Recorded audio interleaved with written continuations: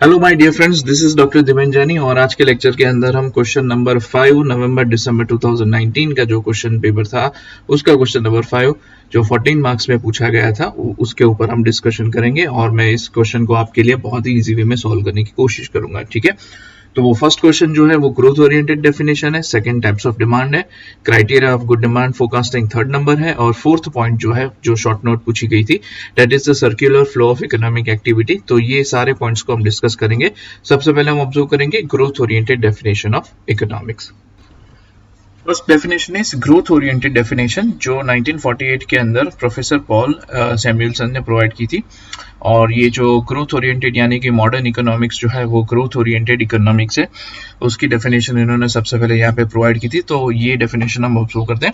Economics is a study of how man and society choose with और without the use of money. देखो यहाँ पे दो चीज इन्होंने बताई है, एक तो individual person as well as society. ठीक है, ग्रुप ऑफ इंडिविजुअल पर्सन जिसको हम सोसाइटी बोलते हैं। तो ये दोनों चीजें, ये दोनों लोग किस तरह से पैसे के साथ या बिना पैसे के, बिना पैसे का मतलब बार्टर सिस्टम जिसको हम बोलेंगे, तो विथ और without money to employ the scarce productive resources. तो यहाँ पे भी स्केयर प्रोडक्टिव रिसोर्सेज, तो वेलफेयर या वेल्थ ओरिएंटेड चीजें भी यहाँ पे आप देख सकते हो, विच है अल्टरनेटिव यूजेस। तो जो भी रिसोर्सेज हमारे पास है उसका अल्टरनेटिव यूजेस हम कर सकते हैं। फॉर एग्जाम्पल अगर मेरे पास 1000 रुपीज है तो 1000 रुपीज में मैं कुछ खाना खाना चाहूँ तो वो भी खा सकता हूँ, कहीं पे घूमने के लिए जाना चाहूँ तो वहां पे जा सकता हूँ, मूवी देखने के लिए जाना चाहूँ तो वो भी कर सकता हूँ। तो 1000 रुपीज अमाउंट सेम ही है, पैसा सेम ही है, लेकिन उस पैसे को मैं अल्टरनेटिवली यूज कर सकता हूँ। ठीक है, to produce various commodities over a time and distribute them for consumption for now and in future. तो देखो कुछ प्रोडक्ट्स, कुछ सर्विसेज, कमोडिटीज ऐसी होती है जिनका प्रोडक्शन तो अभी मैं कर रहा हूँ लेकिन उसका यूज प्रेजेंट टाइम में as well as future time के लिए भी हो सकता है। अब जैसे अभी मैं जो वीडियो बना रहा हूं तो इस केस में अभी विंटर सीजन चल रही है। ठीक है, तो विंटर सीजन में अभी जो रिक्वायरमेंट्स है, फॉर एग्जांपल आइसक्रीम की रिक्वायरमेंट्स है, ये कम हो जाती है क्योंकि विंटर है। ठीक है, लेकिन उसका प्रोडक्शन तो कंटिन्यूसली चलता रहता है, उसको कोल्ड स्टोरेज में स्टोर किया जाता है। तो जैसे ही 1-2 महीने के बाद समर आएगा, मार्च अप्रैल में आएगा, तो उस टाइम के अंदर गर्मी बहुत बढ़ जाएगी। तो उस सिचुएशन में लोग ये आइसक्रीम्स का कंजप्शन ज्यादा करेंगे।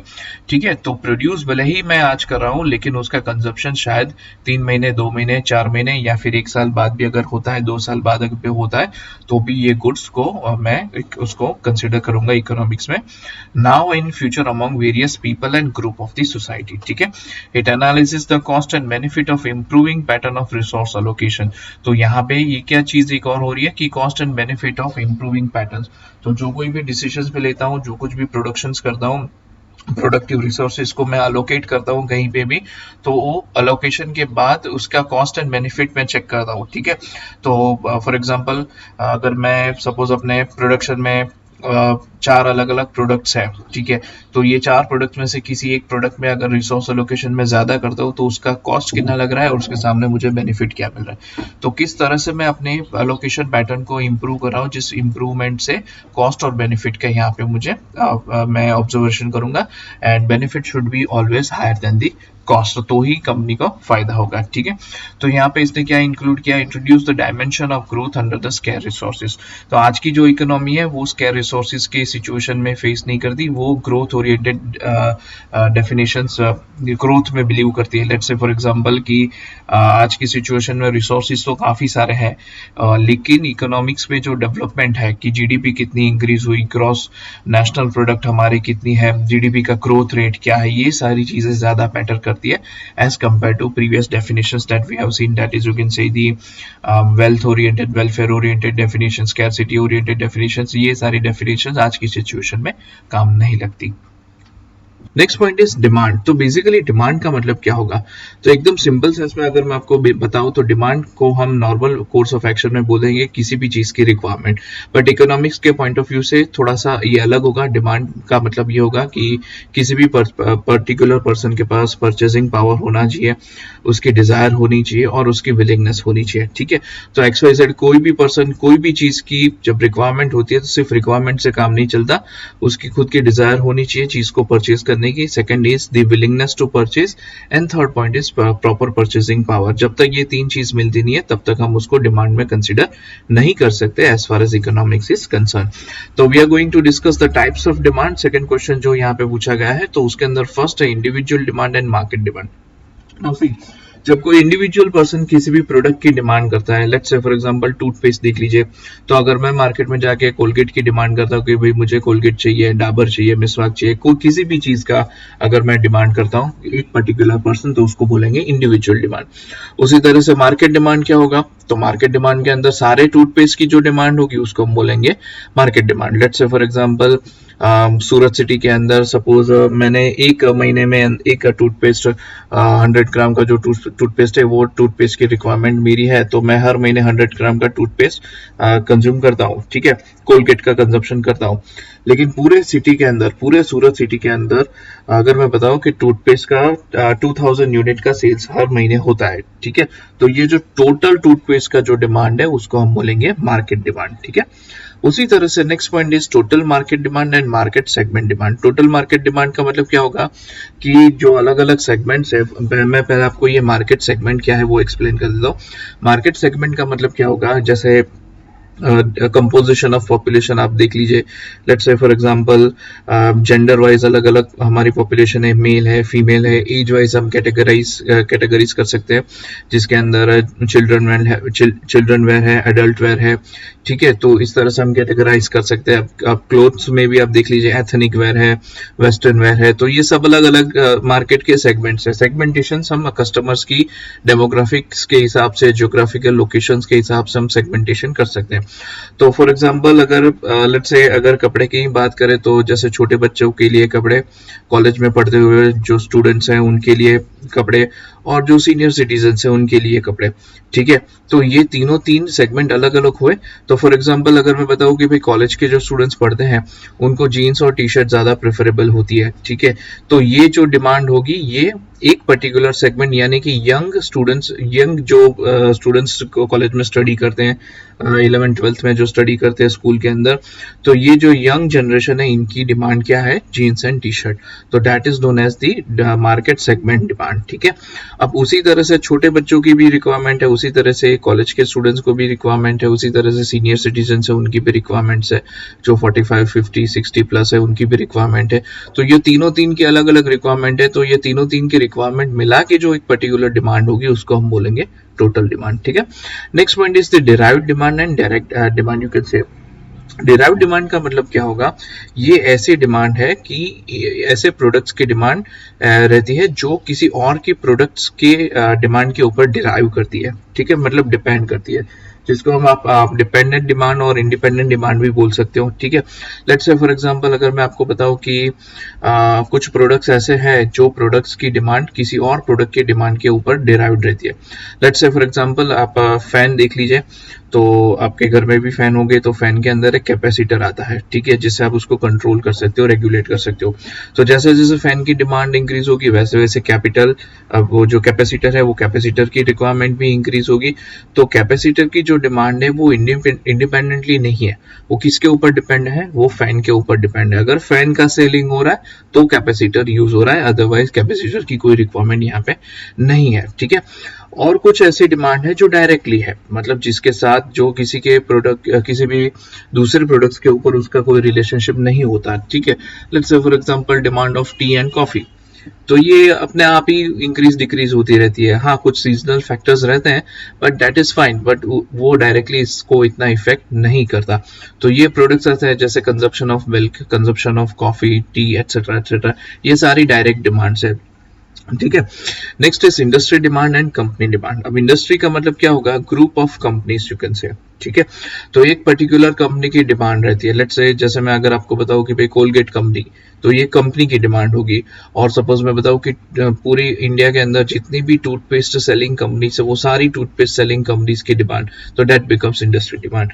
एक चीज आपको यहाँ पे ध्यान में रखनी है कि अगर मोनोपोली कंपटीशन है तो उस केस के अंदर, मोनोपोली के अंदर सिर्फ एक ही कंपनी होगी, तो उस केस के अंदर कंपनी डिमांड और इंडस्ट्री डिमांड दोनों सेम रहेगी।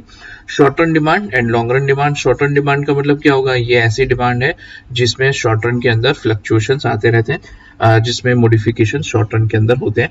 और लॉन्ग रन डिमांड ऐसी डिमांड होती है कि यहाँ पे प्रोडक्ट्स में जो भी चेंजेस आते हैं वो लॉन्ग रन के अंदर आपको ये चेंजेस आते हैं और कंपनी के पास सफिशिएंट टाइम होता है जहाँ पे ये फिक्स और वेरिएबल दोनों फैक्टर्स को चेंज करके अपने डिमांड्स में एडजस्टमेंट कर सकते हैं प्रोडक्ट्स प्रोडक्शन में। Next is price demand. Price demand का मतलब क्या होगा?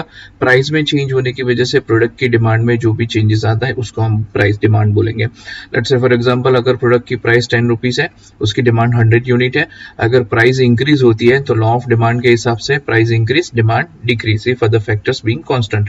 तो अगर प्राइस इंक्रीज होगी तो डिमांड डिक्रीज होगी, प्राइस डिक्रीज होगी तो डिमांड इंक्रीज होगी। इन शॉर्ट डिमांड में जो भी चेंजेस आ रहा है वो चेंज प्राइस की वजह से हो रहा है, जिसको हम बोलेंगे price demand. Next is income demand. Same चीज है, इनकम में अगर इंक्रीज या डिक्रीज होता है तो उसकी वजह से डिमांड में चेंजेस आएगा। ठीक है, अगर मेरी इनकम 50,000 रुपीज है, 50,000 से मेरी इनकम 1 लाख रुपए हो जाती है तो इस केस के अंदर जो भी चीजों का कंजप्शन मैं करता था उसके अंदर भी उसकी डिमांड में भी इंक्रीमेंट होगा। ठीक है, next is the cross demand. Cross demand का मतलब क्या होगा कि मेरे प्रोडक्ट की प्राइस में, क्वालिटी में, क्वांटिटी में कोई भी इश्यू नहीं है, कोई भी चेंजेस नहीं आ रहा है, लेकिन किसी और प्रोडक्ट की प्राइस में, क्वालिटी में, क्वांटिटी में उसमें कुछ चेंजेस आ रहा है जिसकी वजह से मेरे प्रोडक्ट्स की डिमांड में भी चेंजेस आ रहा है। अब क्रॉस डिमांड के अंदर दो प्रोडक्ट्स होते हैं जिसको हम बोलेंगे कॉम्प्लीमेंट्री प्रोडक्ट्स और दूसरा है आपका सब्स्टिट्यूट प्रोडक्ट। तो अगर कॉम्प्लीमेंट्री या सब्स्टिट्यूट प्रोडक्ट की प्राइस में, क्वांटिटी में, क्वालिटी में कोई भी किसी भी तरह का अगर चेंज आता है तो उसकी वजह से हमारे प्रोडक्ट की डिमांड में भी चेंज आएगा। जैसे एक एग्जांपल मैं आपके साथ शेयर करता हूँ, तो सपोज मेरी प्रोडक्ट है, मैं टी सेल करता हूँ, ठीक है, और मेरे सामने एग्जैक्टली दूसरी एक शॉप है जो सिर्फ कॉफी सेल करता है। मैं टी सेल करता हूँ और ये सिर्फ कॉफी सेल करता है। मैं 5 रुपए में टी बेच रहा हूँ, सामने वाला बंदा 10 रुपए में कॉफी बेच रहा है। ओके, अगर सामने वाला बंदा अपने प्रोडक्ट की प्राइस 10 रुपए से कम करके 5 रुपए कर देता है, यानी कि 10 रुपए की कॉफी थी, अब वो सिर्फ 5 रुपए में सेल कर रहा है, तो उसका डायरेक्ट इम्पैक्ट क्या आएगा कि कॉफी की डिमांड इंक्रीज हो जाएगी। क्यों? क्योंकि कॉफी की प्राइस 10 रुपए से कम हो गया, 5 रुपए हो गई है। तो लोग क्या बोलेंगे, भाई 5 रुपए में कॉफी है और 5 रुपए में चाय है, तो ज्यादातर लोग क्या प्रेफर करेंगे कि भाई कॉफी कंज्यूम करनी चाहिए, because people use to perceive coffee as a superior product as compare to T.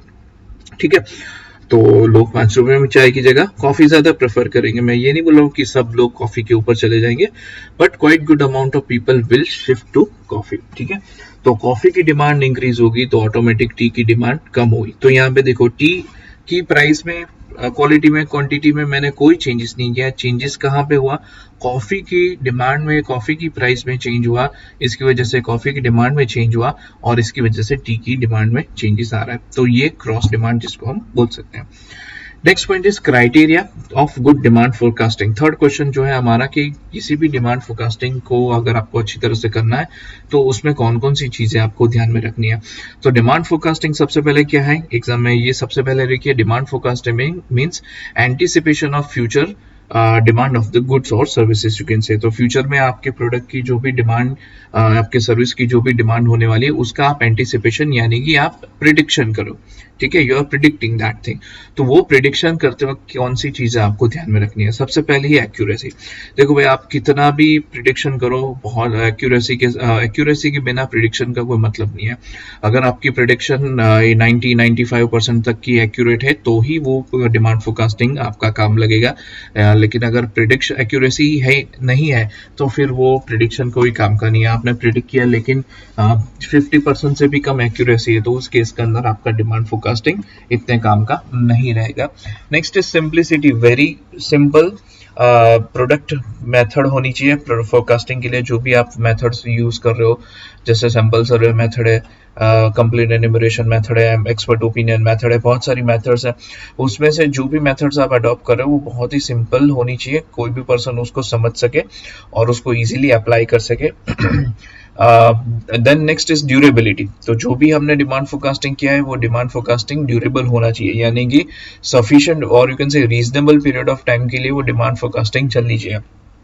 सिर्फ 1 महीने के लिए अगर हम डिमांड फोरकास्टिंग करते हैं तो उसका इतना इम्प्लीकेशंस नहीं होता।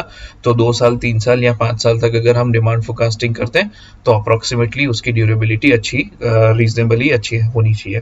Next is flexibilities. तो डिमांड फोरकास्टिंग में हमने बहुत सारे फैक्टर्स हम ऐड कर सकते हैं, जैसे कि प्राइस है, इनकम ऑफ कंज्यूमर्स है, गवर्नमेंट पॉलिसीज में चेंजेस आ रहे हैं। तो ये सारे फैक्टर्स को कंसिडर करके हम प्रोडक्ट्स की डिमांड फोरकास्टिंग करते हैं, ठीक है।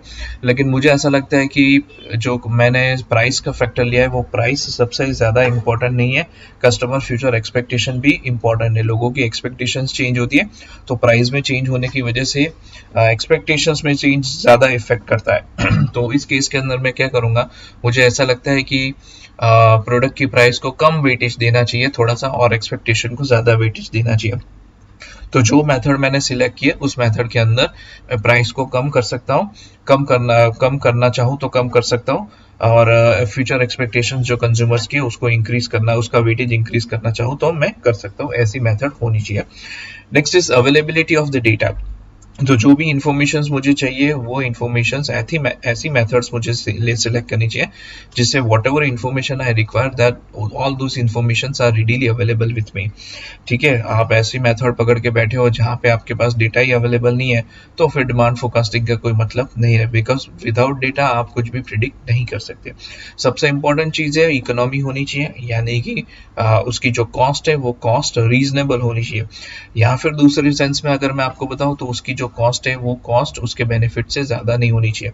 लेट्स से फॉर एग्जांपल अगर मैंने डिमांड फोरकास्टिंग की, उसके लिए एक पर्टिकुलर मेथड अप्लाई की, कुछ बंदों को मैंने हायर किया, उनको जॉब पे लगा दिया, उसके बाद 1 लाख रुपए का खर्चा हुआ, और 1 लाख रुपए का खर्चा करने के बाद मुझे जो बेनिफिट मिल रहा है वो 80,000 का बेनिफिट मिल रहा है। तो ये मेरे लिए मैंने अच्छा काम किया या कंपनी के लिए बुरा काम हुआ?